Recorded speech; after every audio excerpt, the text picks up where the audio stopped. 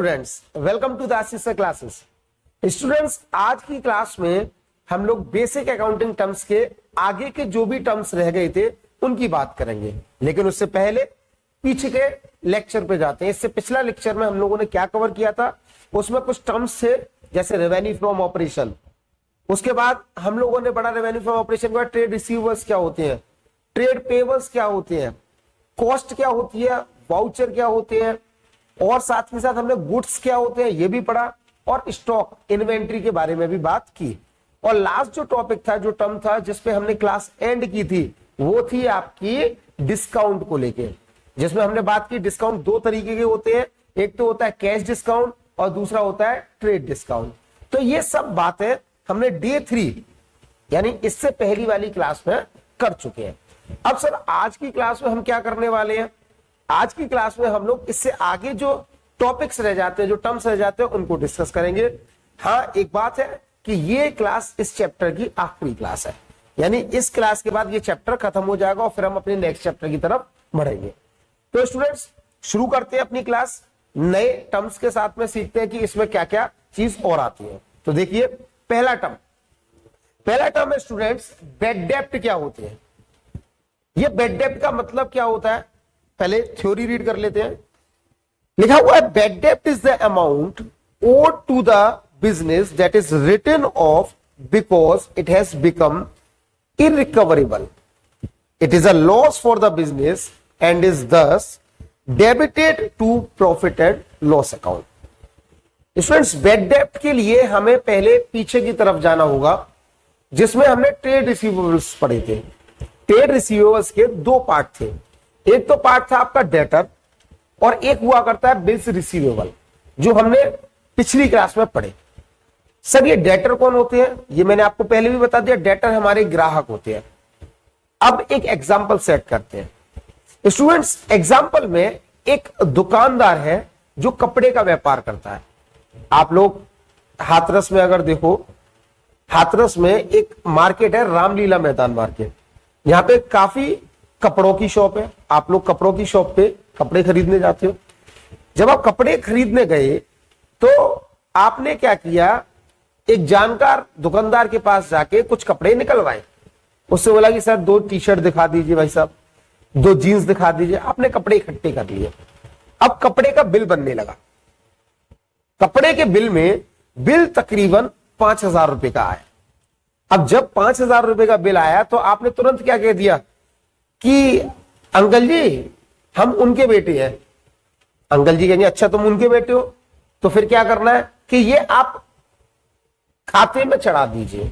क्या कहेंगे, खाते में चढ़ा दीजिए। ऐसा होता है कि किसी जानकार की शॉप पे जाते हो आप लोग और क्या करते हो, वहां पे जाके कहते हो कि पापा ने बोला कि खाते में चढ़ा देना। वो भाई साहब क्या करते हैं, 5,000 रुपए आपके पापा के नाम से खाते में चढ़ा देते हैं, अकाउंट में चढ़ा देते हैं। होता क्या है, आपके पापा महीना भर, 1 महीना बीत जाता है, 2 महीने बीत जाते हैं, 3 महीने बीत जाते हैं, लेकिन वहां पैसे देने नहीं जाते। उन अंकल का फोन आता है बार बार आपके पापा के पास कि भाई साहब पैसे दे जाइए, लेकिन पापा आपके कहीं ना कहीं आनाकानी करते रहते हैं। कुछ तकरीबन 1 साल बीत जाता है। 1 साल बाद अब दुकानदार क्या सोचेगा कि भैया इतना टाइम हो गया फोन करते करते, लेकिन पैसा नहीं आ रहा है। तो वो क्या करेगा, ये मान के कि ये इररिकवरेबल है। थ्योरी में मैंने वर्ड आपको अभी भी बताया, इररिकवरेबल।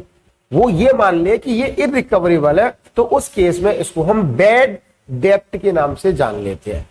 डेब्ट डेटर वर्ड से निकला हुआ है, क्योंकि जो आपसे सामान उधार ले जाता है उसको डेटर कहते हैं, और उस पर कुछ ना कुछ डेब्ट हमारा रहता है।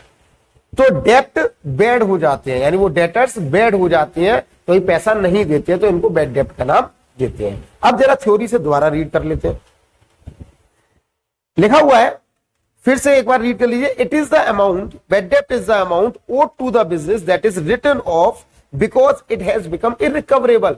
यानी केवल इस वजह से कि ये पैसा कभी आपको नहीं मिल पाएगा, आप क्या कर देते हो, इसको बैड डेब्ट मान लेते हो। Full stop. It is a loss for the business. भाई सीधी सी बात है, ये क्या हो जाता है, आप लोगों के लिए नुकसान बन जाता है, और ये सब नुकसान आपके प्रॉफिट एंड लॉस अकाउंट के डेबिट साइड में लिखे जाते हैं। स्टूडेंट्स, अभी फिलहाल आप इसको ऐसे ही समझिए कि P&L के डेबिट में आते हैं। ये चीज और अच्छे से समझ कब आएगी, जब आप चैप्टर नंबर 18 अच्छे से पढ़ेंगे।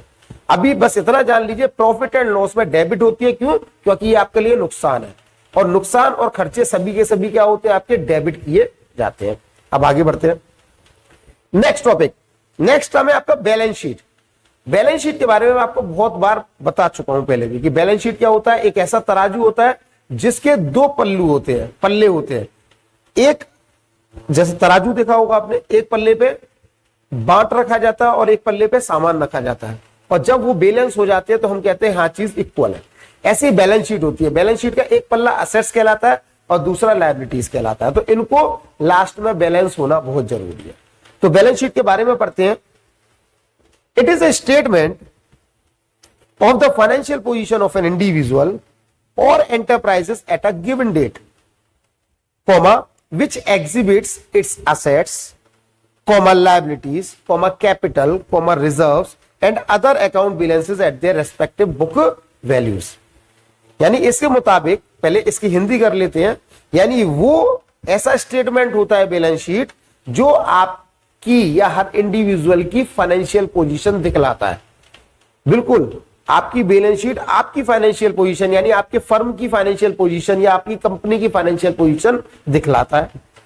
उसके बाद लिखा हुआ है एट ए गिवन डेट, एक पर्टिकुलर डेट पे, विच एग्जिबिट्स, जो शो करता है आपके कुछ बैलेंस शीट में क्या लिखे होते हैं, एसेट्स लिखे होते हैं एक साइड और दूसरी साइड लायबिलिटीज लिखे होते हैं। और इस एसेट्स के भी कुछ ना कुछ को पार्ट होते हैं, यानी इसके अंदर भी सब हेडिंग लिखी होती है, जैसे कैपिटल, रिजर्व, कोई भी असेट्स में फिक्स्ड एसेट्स आ जाती है। ये सब हम पहले भी बात कर चुके हैं।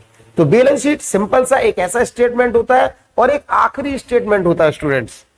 आखिरी मतलब सबसे लास्ट में बनाए जाने वाला स्टेटमेंट होता है एट ए गिवन डेट, और ये हमेशा at the end of the year ही बनती है। तो at the end of the year वो क्या करता है, कहीं ना कहीं आपको वो बैलेंस दिखाता है और आपकी फाइनेंशियल पोजीशन को झलकाता है कि आपकी फाइनेंशियल पोजीशन है क्या है। अगर बैलेंस शीट मैच कर गई उसके बाद देखिएगा कैश असेट साइड में दे रखा है इतना है, लायबिलिटीज ठीक है, तो अगर मान के चलो कैश इन हैंड आपके हाथ में ज्यादा है, आपकी असेट्स ज्यादा दिख रही है बजाय लायबिलिटीज के, तो इट मींस आपकी फाइनेंशियल पोजीशन बेटर है। क्लियर? आगे बढ़ते हैं। नेक्स्ट है आपका बुक वैल्यू। बुक वैल्यू में रीड कर लेते हैं जरा।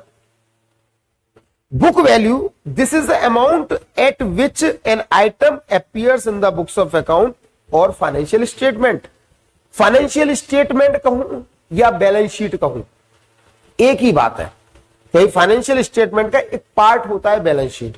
फाइनेंशियल स्टेटमेंट के कई पार्ट होते हैं जो हमने चैप्टर नंबर 1 में पढ़े, जैसे प्रॉफिट एंड लॉस अकाउंट हुआ करता है, आपकी बैलेंस शीट हुआ करती है, कैश फ्लो स्टेटमेंट, तो ऐसे कुछ पार्ट्स होते हैं। तो बैलेंस शीट एक पार्ट होता है, और इसमें कह रहा है कि बैलेंस शीट में जितनी भी आइटम आप रिकॉर्ड करते हो, बैलेंस शीट की एक बार पिक्चर देखिए। बैलेंस शीट में कई सारी पिक्चर मतलब कई सारे आइटम दे रखे हैं, एसेट साइड में भी और लायबिलिटी साइड में, दिख पा रहे होंगे। तो ये सब आइटम्स आपके बुक वैल्यू यानी जिस डेट पे ये परचेस किए गए थे या लिए गए थे उस पे रिकॉर्ड किए जाते हैं। आते हैं थ्योरी पे। तो थ्योरी पे भी यही बात लिखी हुई है कि आपकी जो फाइनेंशियल स्टेटमेंट होता है उसमें जो आइटम अपीयर हो रहे हैं वो सब बुक वैल्यू पे अपीयर होते हैं। तो आप सिंपल सा बुक वैल्यू क्या होती है सर, जिस अमाउंट पे बैलेंस शीट में आइटम अपीयर होते हैं उस वैल्यू को हम बुक वैल्यू का नाम देते हैं। तो हमने 3 चीज पढ़ी। सबसे पहली चीज को हमने क्या पढ़ा, बेड डेप्ट क्या होता है। उसके बाद हमने बैलेंस शीट पढ़ी कि बैलेंस शीट क्या होती है, और बैलेंस शीट पे हर एक आइटम जो अपीयर होता है वो किस वैल्यू पे होता है, बुक वैल्यू पे होता है। तो समझ में आ रही होंगी चीजें। आगे बढ़ते हैं। नेक्स्ट पॉइंट है आपका बुक्स ऑफ अकाउंट। आपने बुक वैल्यू पढ़े, ये बुक्स ऑफ अकाउंट क्या होते हैं। थ्योरी रीड करते हैं। द रिकॉर्ड्स और books in which financial statements या financial transactions of an entity are recorded and maintained. They include cash book, bank book, journal and ledger. यानी कहने का मतलब इसमें यह है कि वो सब फाइनेंशियल ट्रांजैक्शन जो आपकी फर्म की हो चाहे वो कंपनी की हो, वो सब फाइनेंशियल ट्रांजैक्शन अगर कहीं रिकॉर्ड की जाती है और मेंटेन की जाती है जिन भी अकाउंट्स में, उन सबको बुक्स ऑफ अकाउंट का नाम देते हैं। सिंपल सी बात, आप लोग अभी तो 11th में हो, 9th में 8th में हुआ करते तो इतनी मोटी कॉपी बना लिया करते थे रफ की, उस रफ की कॉपी में सारे काम करते थे एक साथ, जो भी ट्यूशंस में होते थे या क्लास में होते थे। साइंस का काम उसी में, इंग्लिश का काम उसी में, और हिंदी का काम उसी में, कंप्यूटर, फिजिकल, जो भी आपके पास सब्जेक्ट है सबका काम हुआ। तो उसको एक रफ नोटबुक का नाम देते थे। इसी तरीके से हम बहुत सारे अकाउंट्स, पर्टिकुलर अकाउंट्स हम बनाते हैं एक ही बुक में, उस बुक को बुक्स ऑफ अकाउंट का नाम देते हैं।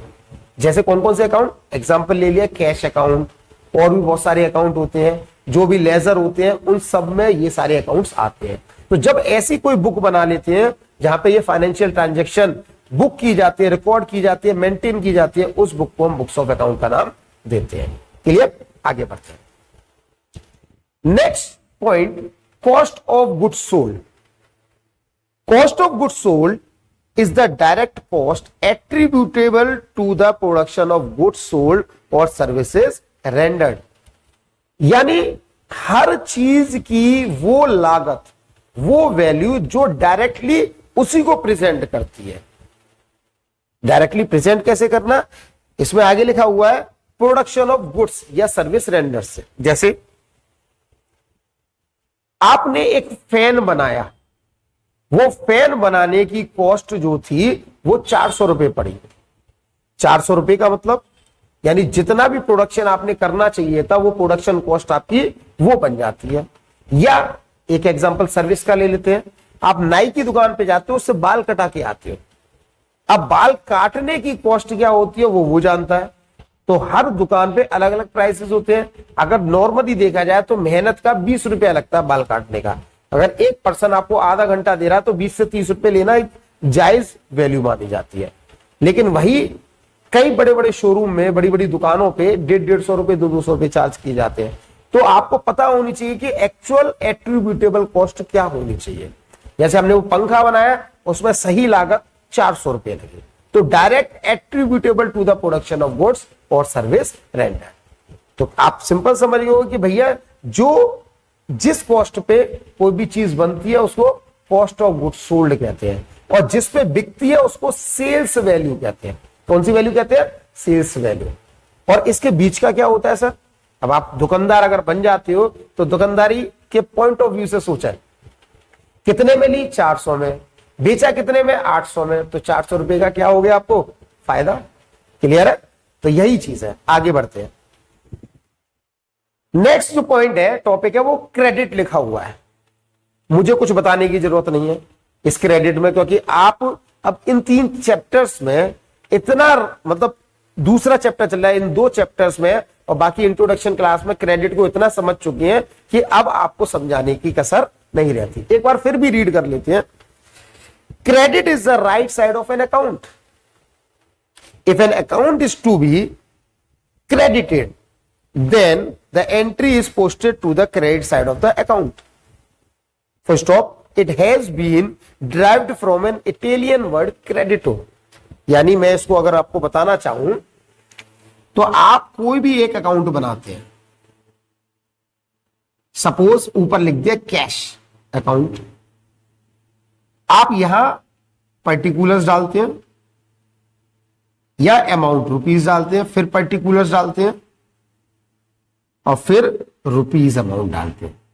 तो आपकी जो लेफ्ट हैंड साइड होती है वो डेबिट साइड होती है और राइट साइड होती है आपकी क्रेडिट साइड।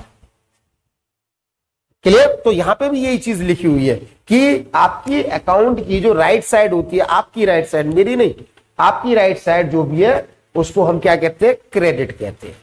ठीक है, और जब भी मैं कहूं कि कैश अकाउंट को क्रेडिट कर दीजिए तो it means credit word use किया जाएगा। और ये किस इटालियन वर्ड से लिया, क्रेडिटो से। इसी तरीके से दूसरे पे आते हैं। नेक्स्ट डेबिट लिखा हुआ है, देखिए डेबिट में भी ये सेम चीज है। An account has 2 parts, that is debit and credit. The left side is the debit side. अब आप देख पा रहे होंगे, देखिए left side is the debit side, right side is the credit side of an particular account, of a particular account. तो ठीक है, तो इसमें भी ये लिखा हुआ है, देखिए तो इसमें लिखा है while the right side of the account is the credit side, full stop, if an account is to be debited then the entry is posted to the debit side of the account, full stop, it has been derived from an Italian word debito। यानी ये जो debit लिया गया वो डेबिटो word से लिया गया, तो इसमें और कुछ समझाने की जरूरत नहीं बनती। चलिए अब आते हैं नेक्स्ट पॉइंट, डेप्रिसिएशन पे। देखिए, depreciation is the fall in the value of asset because of uses और विद इफ्लक्स ऑफ टाइम और ऑब्सिलेंस और एक्सीडेंट। सिंपल।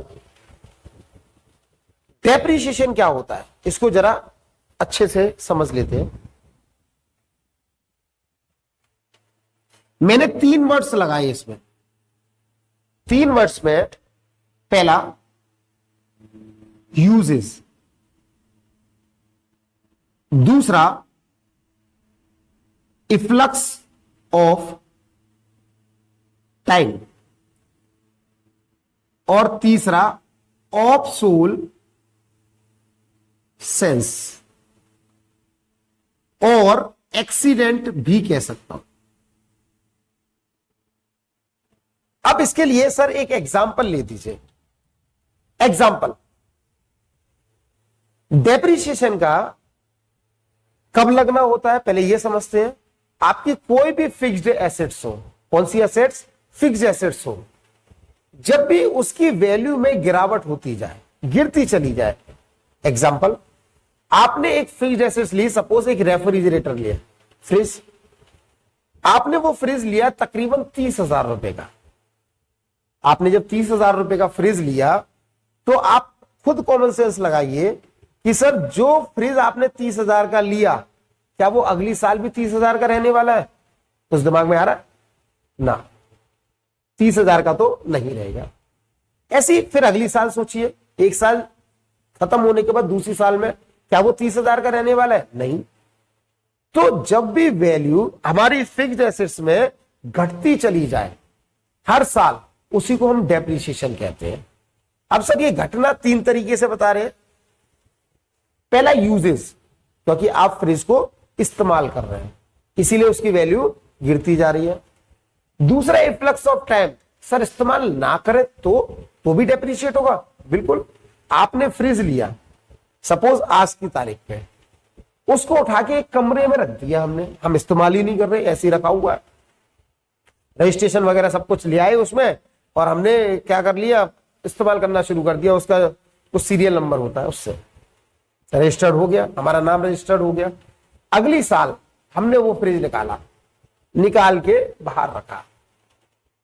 एक परचेजर हमारे पास आया, बोले भैया हमें फ्रिज खरीदना है। बोले बिल्कुल नया फ्रिज है एकदम। बोले कितने का लिया था? बोले 30,000 का। बोले कब लिया था? बोले 1 साल पहले। तो बोले अब कितना पैसा चाहते हो? बोले 30,000। बोले भैया 30,000 तो नहीं मिलेगा। बोले क्यों नहीं मिलेगा भाई? मैंने तो ये फ्रिज इस्तेमाल किया भी नहीं है, एज इट इज डब्बा पैक है। तो पता परचेजर क्या कहेगा? तो भैया लिया क्यों था? बोले एक बात बताइए, इसका नया वर्जन आ गया होगा या आउट ऑफ ट्रेंड हो गया, और जो चीज पिछले साल जितने की बिक रही थी वो इस साल आपकी डेप्रिशिएट ऑटोमेटिकली हो जाती है। इसी को कहते हैं हम इफ्लक्स ऑफ टाइम, यानी समय के बीतने से भी जब भी कोई एसेट्स की वैल्यू में गिरावट होती है उसको भी डेप्रिसिएशन का नाम देते हैं। क्लियर हुई चीज?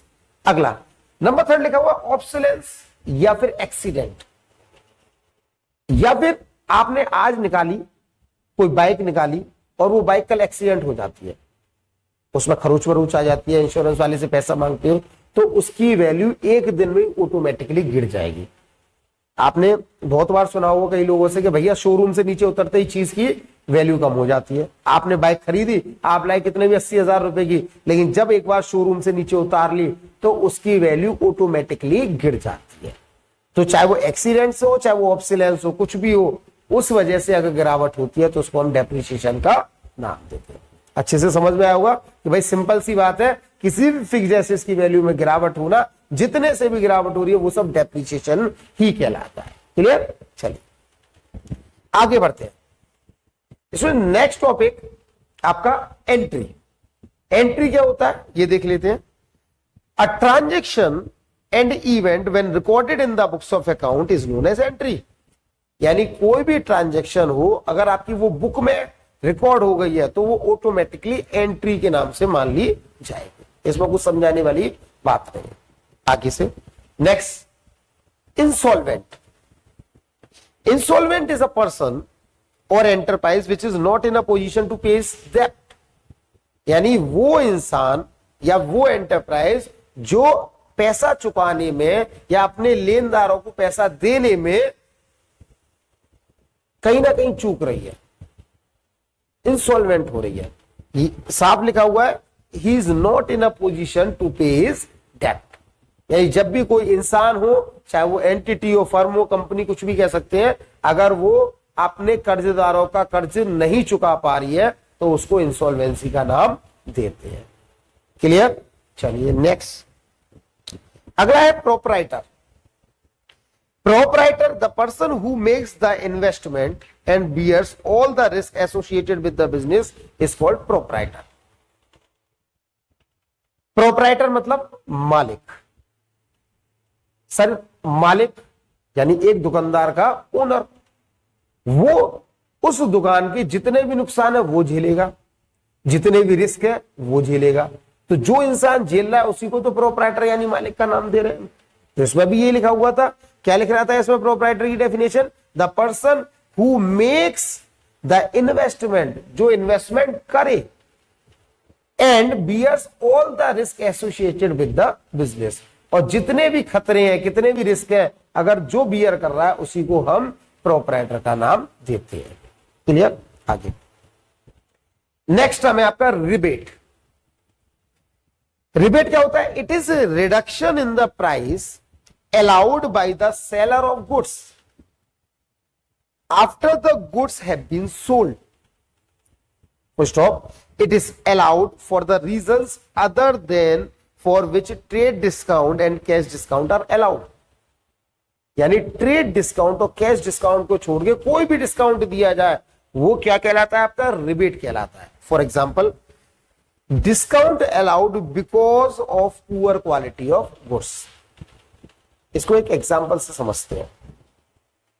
एग्जाम्पल में ये दो ठेले वाले हैं,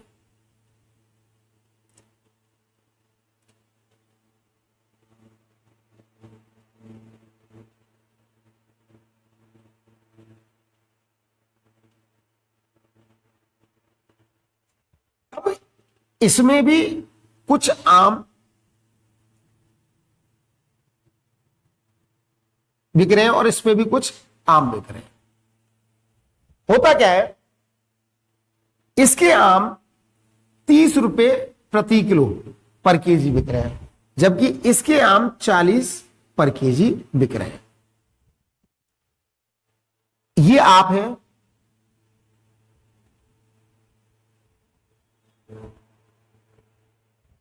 आप जाते हो पहले इस ठेले वाले के पास, कहते हो भैया आम क्या रेट दिए? बोले भाई साहब 30 रुपए प्रति किलो। बोले अच्छा। बोले अगर मैं आपसे 5 किलो आम लेता हूं तो आप कितने के देंगे? बोले भैया 2, 4, 5 रुपए कम कर देना। बोले आप बताइए, 30 रुपए प्रति किलो के हिसाब से मल्टीप्लाइड बाई 5 करो तो 150 रुपए बनते हैं। बोले आप मुझे 140 रुपए दे देना। बोले ठीक है, बहुत अच्छा है। मैं इस ठेले वाले के पास जाता हूं, इससे कहता हूं भैया क्या रेट दिए आम? बोले 40 रुपए प्रति किलो। बोले अगर मैं आपसे 5 किलो आम लेता हूं तो आप कितने के दोगे? तो बोले 5 किलो आम 40 इंटू 5 कर दीजिए 200 रुपए के। बोले एक भी पैसा कम नहीं करोगे? बोले भाई साहब आप देख लीजिए, चख लीजिए, चख के ले जाइए, खूब अच्छे तरीके से ले जाइए, कोई दिक्कत नहीं है। बोले ठीक है। तो ये क्या करता है, इस आदमी से एक आम मांग लेता है। बोले लाइए चखाइए। चखने के बाद ये आम खट्टा मालूम होता है और थोड़ा सा गला हुआ भी होता है इसमें, भैया थोड़ा डिफेक्टिव कह सकता हूं मैं इसमें। बोले अच्छा। बोले भैया आपका आम तो खट्टा भी है और गला हुआ भी है, अच्छा नहीं है आपका आम। तो ये आवाज लगाता, भैया सुनो तो सही। बोले क्या रेट लगाओगे? बोले आपके आम ही खराब है। बोले इसमें अगर मैं 5 किलो लेता हूं तो इसमें 1 किलो तो खराब ही निकल आएगा, शायद खट्टा निकल आएगा। तो ये कहता है अरे सुनो तो सही। बोले कितना चाहिए? बोले 5 किलो ले लूंगा। बोले भाव बताओ? बोले भाव 25 रुपए प्रति किलो लगाऊंगा। 25 रुपए प्रति किलो लगाऊंगा, यानी 25 रुपए किलो। बोले कितना पैसा बनता है? 25 इंटू 5 कर दीजिए 125। यानी अगर मैं इस हिसाब से देखूं तो 40 रुपए प्रति किलो के हिसाब से 200 के बनते हैं। और ये अब कितने में दे रहा है? ये दे रहा है 25 इंटू 5 यानी 125 रुपए में। तो कितना माइनस हो जाता है इसमें से? 75 रुपीज। अब बच्चों समझना, इसने डिस्काउंट दिया, मतलब इसने जो पैसा घटाया उसको बोलेंगे हम डिस्काउंट। कौन सा? ट्रेड वाला। ये हो गया ट्रेड डिस्काउंट, क्योंकि मैंने उससे 5 किलो आम खरीदे, उसने 10 रुपए कम कर लिए, इसका आम वाकई अच्छा होगा। लेकिन इसने क्या किया? Due to defective of goods, क्योंकि उसका आम गला हुआ था, उस वजह से 75 रुपए का फॉल कर दिया, डिस्काउंट दे दिया। तो इट मींस ये आपका डिस्काउंट ना कहला के रिबेट कहलाएगा। तो due to defective of goods, जब भी पैसों में गिरावट कर देते हैं तो उस गिरावट को हम रिबेट का नाम देते हैं, और जब हम जेन्युइन तरीके से कोई भी पैसा कम करते हैं उसको हम डिस्काउंट का नाम देते हैं। तो क्लियर हुआ होगा रिबेट और डिस्काउंट में क्या फर्क होता है। तो आगे से इस चीज पे ध्यान देना, कोई भी पूछे कि भैया कोई डिफेक्टिव की वजह से अगर आप पैसा कम कर रहे हो तो ये डिस्काउंट नहीं है, ये क्या है? रिबेट है। और अगर आप जेन्युइन तरीके से कोई भी पैसा कम कर रहे हो तो उसको हम डिस्काउंट का नाम देंगे। चलिए next, solvent. Solvent is a person और enterprise which is in a position to pay its डेब्ट। अभी इससे पहले हमने पढ़ा इंसॉल्वेंट क्या होता है? जो पे ना कर पाए अपने डेब्ट। सॉल्वेंट कौन? जो पे कर दे अपने डेब्ट। सिंपल। तो ज्यादातर दुकानदार कौन होते हैं? सॉल्वेंट ही होते हैं। एक आदि ऐसा होता है जो इंसॉल्वेंट निकलता है, दिवालिया घोषित हो जाता है, अपने कर्ज नहीं चुका पाता है। नेक्स्ट, फाइनेंशियल स्टेटमेंट और फाइनल अकाउंट्स। ये लास्ट टर्म है आपका इस चैप्टर का। They are trading account, profit and loss account, statement of P&L in case of companies and balance sheet prepared at the end of accounting process. अभी भी थोड़ी देर पहले मैंने बात की, फाइनेंशियल स्टेटमेंट में 3 चीज आती है। क्या क्या? Trading and P&L account, balance sheet and cash flow statement. और भी एक आध चीज और आती है। तो हमें फाइनेंशियल स्टेटमेंट में 3 अकाउंट सीखने हैं, trading, P&L, balance sheet and cash flow statement. तो ये 3 अकाउंट्स को हम फाइनेंशियल स्टेटमेंट का नाम देते हैं। तो स्टूडेंट्स ये था हमारा चैप्टर नंबर 2, जिसमें हमने बेसिक अकाउंटिंग टर्म्स किए और अराउंड हमारी 4 क्लासेस लगी। मैंने क्यों 4 क्लासेस लगाई?